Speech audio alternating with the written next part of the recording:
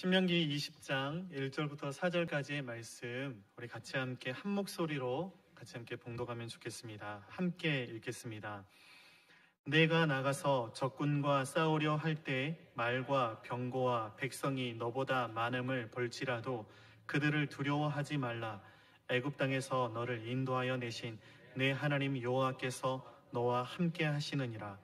너희가 싸울 곳에 가까이 가면 제사장은 백성에게 나아가서 고하여 그들에게 말하여 이르기를 이스라엘아 들으라. 너희가 오늘 너희의 대적과 싸우려고 나아왔으니 마음에 겁내지 말며 두려워하지 말며 떨지 말며 그들로 말미암아 놀라지 말라. 너희 하나님 여호와는 너희와 함께 행하시며 너희를 위하여 너희 적군과 싸우시고 구원하실 것이라 할 것이며. 아멘. 우리 성도님들 어떤 상황과 환경 속에서도 하나님께만 소망을 두고 예배하는 것을 멈추지 않는 저와 우리 성도님들에게 이 시간 주님의 은혜를 넘치게 하실 그 하나님을 찬양합니다. 이 시간에는 우리가 함께 읽은 본문 말씀을 중심으로 물량주의에 맞서다 라는 제목으로 하나님의 말씀 함께 나누기를 원합니다. 우리 성도님들 다다익선이라는 말 알고 계실 것입니다. 쉽게 말하면 이 많은 게 좋은 거다 라는 것입니다. 음식을 먹을 때에도 질보다 양이 저 또한 좋습니다. 네. 우리 인생을 살아가기 위해서는, 잘 살기 위해서는 힘이 있어야 한다는 말을 많이 듣습니다. 돈이 많아야 되고 배운 것도 많아야 되고 나를 잘 돌봐줄 수 있는 사람도 많아야 된다. 사람들 생각 속에, 우리의 마음 속에도 그런 마음이 있다라는 것입니다. 이 좋은 대학, 좋은 직장, 좋은 관계 속에 있을 때 내 인생이 좀 안전할 거다, 이런 생각을 하고 있다라는 것입니다. 그래서 세상에 일어나는 다툼과 이런 분쟁들을 보게 되면 수단과 방법을 가리지 않고 많이 가지려고 해서 생기는 것들인 것을 보게 됩니다. 제가 어렸을 때 TV에서 자주 흘러나오던 노래가 있었습니다. 그 노래에 참 은혜를 많이 받았었습니다. 네, 그 노래의 제목이 뭐냐면 잘 살아보세 라는 노래였습니다. 우리 성도님들도 잘 기억하실 수 있는 그런 노래일 것입니다. 그 노래가 3절까지 가사가 있습니다. 제가 1절만 그 가사를 불러드리도록 하겠습니다. 잘 살아보세, 잘 살아보세, 우리도 한번 잘 살아보세. 금수나 강산 어여쁜 나라 한 마음으로 갖고 가며 알뜰한 살림 재미도 절로 부귀영화 우리 것이다. 잘 살아보세, 잘 살아보세, 우리도 한번 잘 살아보세. 이런 노래가 참 들을 때 은혜가 되더라고요. 네. 꿈은 이루어진다라고 요즘 우리나라의 위상을 생각하면 참 대단하다라는 그런 자부심이 생길 정도입니다. 이 잘 살아보세라는 이 노래도 또 다른 시각에서 말하는 분들도 사실은 적지 않은 것을 하지만 우리는 볼 수 있습니다. 이 강정훈 목사님이라는 목사님이 쓰신 생활 거룩이라는 그런 책의 내용을 제가 조금만 읽어드리면 이렇습니다. 1970년대 한국 사회는 잘 살아보세 하며 새마을 운동을 펼쳤다. 그 결과 한강의 기적을 일으켰고 지금 우리는 잘 살게 되었다. 그런데 문제가 생겼다. 바르게 살아보세가 빠진 것이다. 새마을 운동을 새마음 운동으로 연결하지 못했기에 한국 사회는 정직하지 못한 사회가 되었다.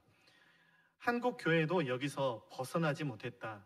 교인들은 하나님을 믿어 복받아 보세 했고 교인은 부흥되어 보세라고 노래했지만 바르게 살아보자는 몸부림은 없었다. 그 결과 정직하고 진실하며 예의 바른 크리스천상을 제시하지 못했다.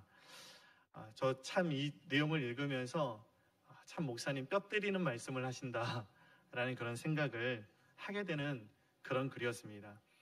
잘 살아보세라고 우리가 외치지만 잘 사는 것이 무엇인지 우리가 한번 돌아봐야 된다라는 것이죠. 좀 부유하게 살 수 있고 또 건강하게 살 수 있지만 그것이 잘 사는 것인지는 우리가 한번 돌아봐야 한다라는 것입니다. 잘 산다라는 것은 바르게 산다라는 것을 의미하는 줄 믿습니다. 하나님의 백성들에게 있어서는 거룩하게 살아가는 것을 의미하는 것인 줄 믿습니다.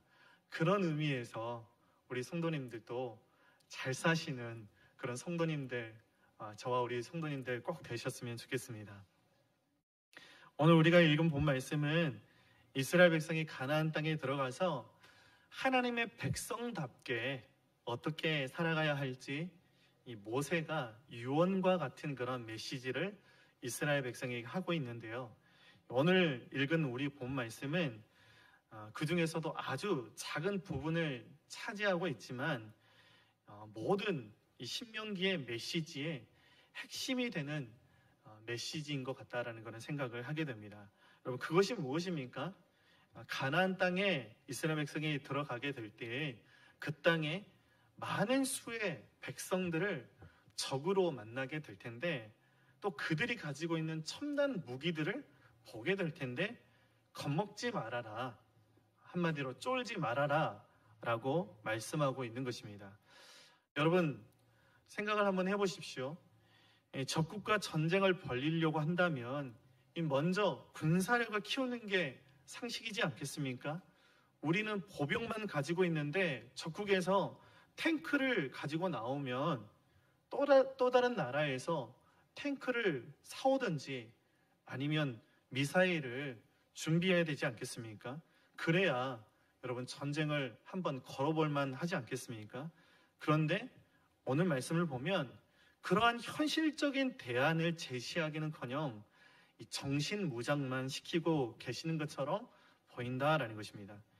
여러분, 모세가 나이가 들어서 현실 감각이 떨어져서 그런 것입니까? 여러분들은 그렇지 않다라는 것을 잘 알고 계실 것입니다. 신명기 34장 7절에서는 이렇게 기록을 하고 있는데 우리 세번역 성경으로 함께 읽어보겠습니다. 시작. 모세가 죽을 때에 나이가 120살이었으나 그의 눈은 빛을 잃지 않았고 기력은 정정하였다. 아멘.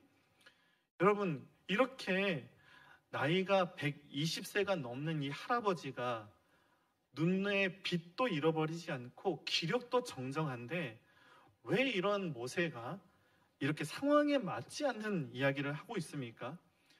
말씀을 자세히 들여다보면 모세가 그렇게 말하는 근거와 이유가 있는 것을 우리는 보게 됩니다. 그러니까 한마디로 모세가 믿는 구석이 있으니까 그렇게 얘기하고 있다라는 것인데요. 우리 본문 1절 말씀 우리 세번역 성경으로 화면을 보시고 함께 읽어보겠습니다. 시작. 당신들이 적군과 싸우려고 나가서 당신들보다 많은 적군이 말과 병거를 타고 오는 것을 보더라도 그들을 두려워하지 마십시오. 이집트 땅에서 당신들을 인도하여 주신 주 당신들의 하나님이 당신들과 함께 계십니다. 아멘. 그러니까 무슨 말씀입니까, 여러분? 너희가 당하게 될 그런 싸움은 처음 싸우는 것이 아니다. 전에 이미 선행학습이 되어 있는 그런 싸움이다 라는 것입니다. 여러분, 그것이 무엇이었습니까? 이미 이스라엘 백성은 당시에 초강대국이었던 이집트의 이 말과 병거를 하나님께서 홍해바다 속에 죽게 하신 것을 경험했었습니다. 지금 모세가 말하고 있는 것은 그 홍해 사건과 함께 하셨던 그 홍해 사건을 통해서 저 수많은 말과 적군들을 바다에 수몰시키신 하나님께서 너희와 함께 하신다라는 말씀입니다. 이미 하나님께서 그 싸움을 싸우셨던 것이고 우리는 그것을 기억해야 한다라는 것입니다. 그러니까 하나님이 믿는 구석이 되신다라는 이야기를 지금 모세가 하고 있다라는 것입니다. 또 본문 4절 말씀에서는요, 더 나아가서 이렇게 말씀하고 있습니다. 우리 본문 4절 말씀 또한 우리 세번역으로 함께 읽겠습니다. 시작. 주 너희의 하나님은 너희와 함께 싸움터에 나가서 너희의 대적을 치시고 너희에게 승리를 주시는 분이시다. 아멘. 하나님이 너희와 함께 하시는데 그냥 구경만 하시는 것이 아니라 너희와 함께 싸우실 것이고, 그러니 그 싸움은 이미 이긴 싸움이다라는 것입니다. 그러니 적군의 수가 아무리 많아도 최첨단 무기로 무장하고 있다고 하더라도 쫄지 말아라, 두려워하지 말아라 라고 말씀하고 있는 것입니다. 무슨 말씀입니까, 여러분? 수가 많은 게 능력이 아니라 하나님을 알고 하나님을 믿는 것이 능력이다라고 우리에게 가르쳐주고 있다라는 것입니다. 싸움은 많고 적음에 달려있는 것이 아니라 하나님을 믿는 믿음에 달려있다라는 것입니다. 그래서 우리가 방금 전에 불렀던 찬송처럼 이렇게 노래해야 된다는 것입니다. 믿음이 이기네, 믿음이 이기네, 주 예수를 믿음이 온 세상이 이기네. 우리 성도님 한 번 같이 함께 불러보겠습니다. 믿음이 이기네, 믿음이 이기네, 주 예수를 믿음이 온 세상이 이기네. 여러분, 믿음 있으면 된다라는 것입니다. 믿음이 이긴다라는 것입니다. 이것을 믿을 수 있는 저와 우리 성도님들 되시기를 간절히 바랍니다. 여러분, 이와 같은 도전 앞에 섰던 한 사람이 있습니다. 바로 엘리야인데요. 이 엘리야는 인싸가 아니라 아싸였습니다. 혹시 우리 성도님들 무슨 뜻인지 모르실 것 같아서 말씀을 드리면, 인사이더가 아니라 아웃사이더였다라는 것입니다. 아니요, 스스로 다른 사람들에 의해서 판단되어지는 것이 아니라 엘리야는 스스로 인싸가 아니라 아싸가 되기로 자처했던 사람이었습니다. 다른 사람들은 적당히 타협하고 적당히 함께 휩쓸렸는데 북이스라엘의 나라 전체의 분위기가 그러했는데 엘리야만큼은 적당히 타협하지 않고 그 분위기에 순응할 수 없는 사람이었다라는 것입니다. 스스로 KY가 되었다는 것입니다. 공기를 읽을 수 없는 것이 아니라, 분위기를 읽을 수 없는 것이 아니라 나 저 분위기에 휩쓸리지 않을 것이다 라고 작정하고 결단했다라는 것입니다. 그러니 여러분, 왕에게 있어서 얼마나 걸칫거리였겠습니까? 그래서 왕이 찾아가서 엘리야에게 이렇게 이야기합니다. 열왕기상 18장 17절 말씀입니다. 우리 함께 읽어보겠습니다. 아합은 엘리야를 만나서 이렇게 말하였다. 그대가 바로 이스라엘을 괴롭히는 자요. 아합이 여러분들이 잘 알고 계시듯이 북이스라엘의 대표적인 악한 왕이었습니다. 그런데 나름대로 정치를 잘했습니다. 이웃나라와도 화친을 맺었고 왕비 또한 이웃나라 공주를 맞이했습니다. 경제적으로 그래서 부흥했고 번영을 이루었습니다. 그런데 듣보잡 이 엘리야가 네거티브 메시지를 계속해서 백성들에게 전하고 다니는 것입니다. 그래서 더 이상 이거 가만두면 안 되겠다, 그런 생각을 해서 지금 찾아가서 급박을 하고 있는 것이죠. 왜 잘 되어가고 있는 나라에 초를 치느냐? 왜 백성들을 못 살게 구느냐? 너만 가만히 있으면 괜찮은데 왜 그렇게 설치고 다니느냐? 왜 잔잔한 호수에 돌을 던져서 풍랑을 일으키느냐? 적당히 좀 해라. 믿으려면 곱게 믿어라. 너만 예수 믿냐? 나도 믿는다 라는 이야기를 지금 하고 있는 것입니다. 여러분, 그렇습니다. 아합도 하나님을 믿었습니다. 여러분, 그런데 무엇이 문제였습니까? 하나님도 믿고 바알도 아세라도 진하게 믿은 것이 문제였다라는 것입니다. 돈이 되는 거라면 도무지 모든 것을 믿는 것이 아합의 신앙이었습니다. 북이스라엘 모든 백성들의 마음속에 있는 신앙이었다라는 것이죠. 잘 먹고 잘 살게만 해주면 영끌해서 우상을 숭배하던 게 이스라엘 백성의 모습이었다라는 것입니다. 그래서 실제로 당시 북이스라엘에서만 활동하던 이 바알 선지자들이 450명이 넘었고 아세라 선지자들이 400명이 되었다라고 성경은 기록하고 있습니다. 여러분, 바알과 아세라 우상이 어떤 우상입니까? 풍요와 다산을 불러준다라는 그런 우상이었습니다. 쉽게 말하면요, 잘 먹고 잘 살게 해주는 신이다라는 것입니다. 이것을 저는 한마디로 물량주의의 신이다라고 이름하고 싶습니다. 여러분, 그렇게 물량주의라는 신에 빠져 있는 이스라엘 백성에게 엘리야가 이렇게 말합니다. 계속해서 열왕기상 18장 19절부터 21절까지의 말씀, 우리 세번역 성경으로 함께 읽어보겠습니다. 시작. 이제 사람을 보내어 온 이스라엘을 갈멜산으로 모아주십시오. 그리고 이세벨에게 녹을 얻어먹는 바알 예언자 450명과 아세라 예언자 400명도 함께 불러주십시오. 아합은 모든 이스라엘 자손을 부르고 예언자들을 갈멜산으로 모았다.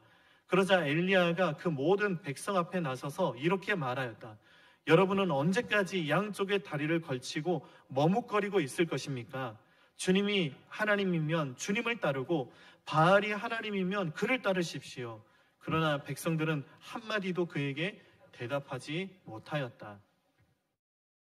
여러분, 안타까운 것은 이렇게 하나님과 우상에게 양다리를 걸치고 있던 이스라엘 백성의 모습만이 현재가 아니라 하나님을 버리지 않았다라고 확신하지만 수많은 바알들과 아세라들에게 무릎 꿇거나 섬기며 사는 현대를 사는 성도들도 적지 않은 것을 우리는 부인할 수 없는 사실인 것을 잘 알고 있습니다.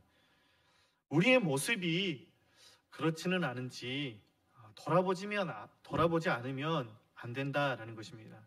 결국 여러분 850대 1이라는 이 싸움의 결과는 어땠습니까? 결국 엘리야의 승리로 돌아가게 되는 것을 우리는 보게 됩니다. 이 거짓된 신을 섬기는, 실체가 없는 헛것을 섬기는 이 850명의 이 선지자들이 인해 전술로 도전해 왔지만, 물량으로 도전해 왔지만, 살아계신 그 하나님, 한 분 하나님을 섬기는 그 한 사람을 당해낼 수가 없었다라는 것입니다. 우리의 삶 속에서의 크고 작은 싸움들도 여러분, 상대방의 수에 달려있는 것이 아니라 한 분 하나님을 의지하고 믿고 섬기는 것에 달려있다라는 것입니다. 하나님은 지금도 그렇게 하나님을 믿고 또 하나님을 섬기고 하나님의 식을 고집하는 그런 사람들을 찾고 계시는 줄 믿습니다. 간절히 바라는 것은 하나님이 찾으시는 그 한 사람, 저와 여러분들이 꼭 되기를 간절히 바랍니다.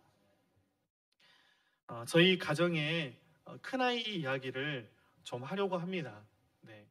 혹시나 이 메시지를 듣지는 않겠지만, 아내가 또 전하면 큰일 나는데요.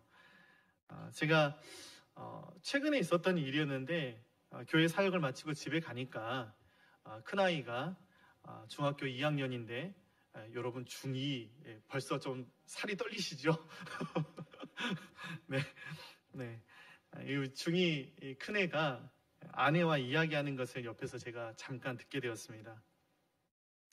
저희 큰아이가 가장 싫어하는 그 시간이 있습니다. 학교에서 체육 시간이 가장 싫다라는 것입니다. 체육 시간에 꼭 선생님이 2명씩 짝을 지어서 운동을 시키는데 친구가 없어서 맨 마지막까지 큰애가 남는다라는 거예요. 벌써 좀 짠해지지 않습니까?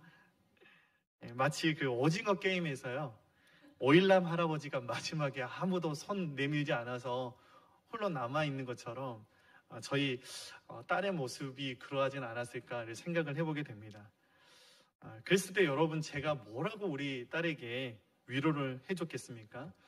여러분, 제가 목사니까 야, 괜찮아, 주는 나의 친구라고, 너에게 친구 되시는 하나님이 너와 항상 함께 하셔, 제가 이렇게 이야기했을 것 같죠. 그렇게 하지 않았습니다. 우리 성도님들도 자녀들한테 이런 말 하면 큰일 납니다, 여러분. 제가 우리 청소년 사역을 좀 했었는데 아이들한테 이런 말 하는 것보다 오히려 이렇게 이야기하는 것이 좋죠. 그 대신에 제가 이렇게 이야기를 했습니다. 유진아, 벌써 실명을 거론하게 되었는데 네, 신유진이 아닙니다. 예, 유진아, 너한테 아빠랑 엄마가 있잖아. 동생들이 있잖아. 우리는 항상 네 편이야. 이렇게 이야기를 해줬어요. 좀 위로가 됐나 봅니다. 그날 밤에 잠을 자고 체육복 이렇게 주섬주섬 챙겨서 학교를 갔다고 하더라고요. 학교 갔다 와서 아내가 딸한테 물었답니다. 좀 어땠어? 할만했어? 괜찮았어? 라고 그렇게 또 한 시간을 그렇게 건너뛰게 되었다라는 것입니다. 여러분, 저는 오늘 본 말씀이 우리에게 말하는 것이 그것인 줄 믿습니다. 우리 주일학교 자녀들, 우리 중고등부 자녀들에게 중2병 걸린 우리 청소년 친구들에게 이런 말 하면 안 된다고 제가 말씀을 드렸지만 저에게 주신 직임에 힘입어서 우리 성도님들께 이렇게 도전합니다. 여러분, 우리에게 친구 대신 하나님이 계십니다. 주님 한 분이면 충분합니다. 여러분, 주님은 일당백이 아닙니다. 일당무한대세요. 아멘이시죠? 그 하나님을 믿고 의지하는 것이 하나님의 백성들의 할 일이다라는 것입니다. 여러분, 이에 대해서 호세아 6장 1절부터 2절까지의 말씀을 보면 성경이 이렇게 말씀하고 있습니다. 우리 세 번역으로 같이 함께 읽습니다. 시작. 이제 주님께로 돌아가자. 주님께서 우리를 찢으셨으나 다시 싸매어 주시고 우리에게 상처를 내셨으나 다시 아물게 하신다. 이틀 뒤에 우리를 다시 살려주시고 사흘 만에 우리를 다시 일으켜 세우실 것이니 우리가 주님 앞에 살 것이다. 아멘. 여러분, 이 말씀을 보면 호세아가 살고 있는 그런 시대적 상황이 참 암울해 보이지 않습니까? 온 나라가 찢어지고 상처가 나 있는 누더기 상태 같은 그런 상황이 그려지지 않습니까? 그런 상황 가운데에서 하나님께 돌아가기만 하면 하나님께서 다시 싸매주시고 다시 아물게 해주시고 다시 살려주시고 다시 세워주신다라고 말하는 것처럼 보입니다. 그렇지만 여러분, 우리가 그렇게 걱정하는 것만큼 호세아가 살던 시대는 그렇게 힘든 상황이 아니었습니다. 오히려 호세아가 살고 있는 시대적 상황은요, 많은 것이 넘치는 시대였고 부족할 것이 없는 시대였습니다. 다윗과 솔로몬이 통치하던 이 황금 시대의 버금가는 최고 수준의 물질적인 번영을 누리고 있던 시대가 바로 호세아가 살고 있는 시대적인 상황입니다. 호세아의 시대는 어떤 때보다 무역이, 상업이, 문화가, 경제생활이 괄목할 만한 그런 부흥을 이루어냈던 그런 시대였습니다. 여러분, 호세아가 살던 그런 시대가 그렇게 문화적으로 꽃피우고 경제적으로 번영을 이루었다라면 여러분, 무엇이 도대체 문제인 것입니까? 여러분, 잘 먹고 잘 살게 되었는데 그게 다른 것이 무엇이 문제가 있었겠습니까? 성경은 우리에게 이렇게 가르쳐주고 있습니다. 그 호세아가 살던 그 시대의 가장 큰 문제는 무엇이었냐 하면 바로 한 분 하나님을 섬기는 것이 아니라 그 땅에 물량주의라는 또 다른 신들을 섬기고 있었던 것이 문제였다라는 것입니다. 여호와 하나님만 섬기는 유일 신앙을 버리고 가장 심각하게 위협했던 것, 바로 바알 신앙과 아세라 신앙에 젖어들게 되었다라는 것입니다. 여러분, 의아하지 않습니까? 하나님을 안 믿고 바알과 아세라를 믿는데 잘 먹고 잘 살게 되었다라는 것은 우리가 한 번쯤 생각해 봐야 된다는 것입니다. 이렇게 여러분, 원수는요, 마귀는요, 물량주의로 우리에게 엄습해 오는 것이고 도전해 오는 것이다 라는 것입니다. 여러분, 그때 호세아가 외치는 것이 무엇입니까? 100-1은 제로이다 라는 것입니다. 죄송합니다. 우리 수호가 저기 있는데 수호한테 100 빼기 1은 뭐야? 물어보면 바로 답을 지금 하고 있는 것 같습니다. 바로 나오죠, 답이. 여러분, 우리가 100배기 일은 99라고 생각할 수 있겠지만 호세아가 말하는 것은 호세아의 산술적인 계산은 그것이 아니었습니다. 100배기 1은 제로이다라는 것입니다. 마치 라오디게아 교회처럼 스스로 생각하기를 풍족해서 부족한 것이 조금도 없다라고 하지만 실상은 비참하고 불쌍하고 가난하고 눈이 멀어서 벌거벗은 것을 알지 못하는 그런 상황이다라는 것입니다. 다 가졌지만 주님 빼면 아무것도 아니다. 다 가졌지만 주님 한 분 없으면 제로에 불과하다라는 것을 이야기를 하고 있는 것입니다. 대신에 호세아가 외치는 또 다른 수학적인 산술이 있습니다. 그것은 제로 플러스 1은 여러분 100이다라는 것입니다. 아무것도 가진 것이 없어 보이지만 주님 한 분이면 모든 것을 가진 사람이다 라고 지금 호세아가 외치고 있다는 것이죠. 고린도후서 6장 10절에서는 이에 대해서 이렇게 우리에게 말씀하고 있습니다. 우리 같이 함께 화면을 보시고 읽어보겠습니다. 근심하는 사람 같으나 항상 기뻐하고 가난한 사람 같으나 많은 사람을 부요하게 하고 아무것도 가지지 않은 사람 같으나 모든 것을 가진 사람입니다. 여러분, 주님 한 분 모시고 사는 사람은 아무것도 가지지 않은 사람 같지만 실상은 모든 것을 가진 사람이다 라고 주님이 우리에게 말씀하고 있는 것입니다. 그러니 그 하나님께 우리가 다시 돌이키자, 그 하나님께 돌아가자라고 호세아가 외치고 있는 것이죠. 진짜 위기는 가진 게 없어서 건강 잃어버려서가 아닙니다. 진짜 위기는 풍족해서 부족한 것이 조금 더 없다라고 하지만 주님이 그 가운데 함께 하시지 않는 것이 위기인 것이고, 주님을 잃어버린 것이 위기인 것이고, 첫사랑을 잃어버린 것이 위기이다라는 것입니다. 여러분, 교회의 위기는 언제가 위기입니까? 말과 병거로 무장한 적군들이 싸움을 걸어올 때가 위기가 아닙니다. 예배하지 못하게 하고 성경 읽지 못하게 하고 기도하지 못하게 할 때가 위기가 아닙니다. 교회의 예산이 자꾸 줄어드는 것이 위기가 아닙니다. 눈에 보이지 않는 것보다는 눈으로 보이는 것을 중요시 여기고, 수치로서 환산할 수 없는 질적인 것보다는 수치로서 환산할 수 있는 양적인 것을 선호하기 시작할 때 교회의 위기는 시작되는 것입니다. 여러분, 그럴 때 우리는 하나님을 바라보아야 한다는 것입니다. 그럴 때 하나님께 돌이키지 않으면 안 된다는 것입니다. 그렇게 하나님께만 돌이키면, 하나님만 바라보면 하나님이 대신 싸우실 것입니다.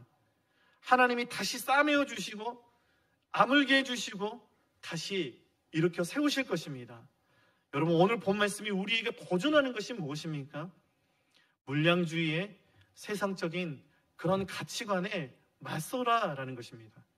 세상은 계속해서 우리에게 도전해 옵니다. 실력을 키워라, 더 많이 부를 쌓아라. 그런 세상에 당당히 맞설 수 있는 사람을 하나님은 지금도 찾고 계십니다. 주님 한 분이면 충분합니다 라고 외칠 수 있는 사람을 하나님은 찾고 계신다라는 것입니다. 많은 인물들 가운데 다윗이 그랬던 것을 보게 됩니다. 하나님은 그런 다윗이 좋으셨습니다. 그래서 내 마음에 합한 자라고 말씀하셨습니다.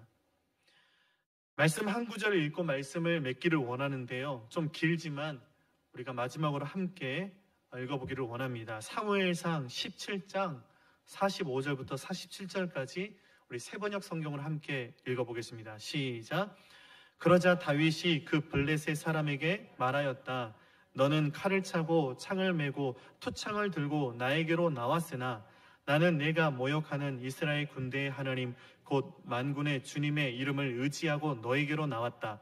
주님께서 너를 나의 손에 넘겨주실 터이니 내가 오늘 너를 쳐서 내 머리를 베고 블레셋 사람의 죽음을 모조리 공중의 새와 땅의 들 짐승에게 밥으로 주어서 온 세상이 이스라엘의 하나님을 알게 하겠다. 또 주님께서는 칼이나 창 따위를 쓰셔서 구원하시는 것이 아니라는 것을 여기에 모인 이 온 무리가 알게 하겠다. 전쟁에서 이기고 지는 것은 주님께 달리는 것이다. 주님께서 너희를 모조리 우리 손에 넘겨주실 것이다. 아멘. 여러분, 전쟁에서 이기고 지는 것은 그 물량에 있지 않습니다. 전쟁에서 이기고 지는 것은 주님께 달려있는 것입니다. 양적인 것에 달려있지 않고 하나님께 달려있다는 것입니다. 그러니 바라는 것은 어떤 상황과 환경 속에서도 하나님만 바라고 하나님만 의지하고 매 순간 하나님을 선택하실 수 있는 저 우리 성도님들 되시기를 주님의 이름으로 간절히 축원합니다. 기도하겠습니다. 하나님 아버지, 은혜와 사랑을 감사합니다.